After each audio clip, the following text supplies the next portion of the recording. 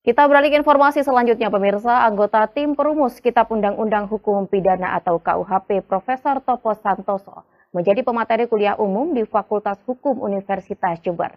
Pria yang juga merupakan guru besar Fakultas Hukum Universitas Indonesia itu memaparkan peluang dan juga tantangan sebelum diterapkannya KUHP baru bagi sistem peradilan tanah air.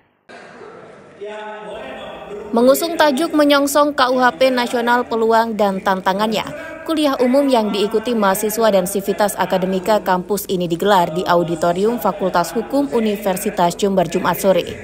Hadir langsung sebagai pemateri Profesor Topo Santoso, guru besar dari Fakultas Hukum Universitas Indonesia, memaparkan materi tentang KUHP baru yang digadang-gadang menjadi revolusi tonggak penegakan hukum tanah air. Pembentukan KUHP di Indonesia dinilai sebagai langkah dekolonialisasi atau melepaskan diri dari penjajahan, mengingat jalan panjang pembentukan KUHP baru yang dimulai sejak tahun 1963 dan akhirnya dapat terrealisasi pada tahun 2023 lalu. Salah seorang peserta, Muhlisin, mengaku kuliah umum kali ini berguna dalam rangka sosialisasi dan ajang evaluasi bersama penegakan hukum di Indonesia. Pria yang juga tenaga pengajar di Fakultas Hukum Universitas Jember itu menilai sudah saatnya Indonesia memiliki penerapan aturan pidana sesuai prinsip sendiri, mengingat KUHP yang berlaku saat ini masih merupakan warisan kolonial zaman Belanda. Kalau perubahan paradigma itu memang ya mau tidak mau, karena memang rancangan KUHP yang lama itu kan sudah berjalan cukup panjang gitu, dan kemudian KUHP ini disahkan pada tahun 2023 dengan lamanya waktu yang dirancang menjadi KUHP yang baru, bisa dibilang dekolonisasi begitu, karena ini kan KUHP yang disahkan oleh bangsa sendiri begitu.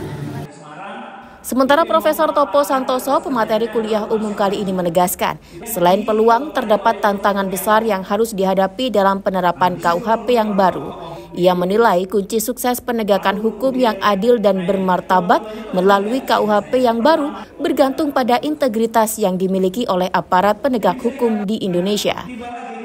Tentu ini membutuhkan aparat penegak hukum yang bukan saja pintar, punya knowledge, pengetahuan mengenai hukum pidana, mengenai KUHP baru, tapi juga punya integritas yang tinggi.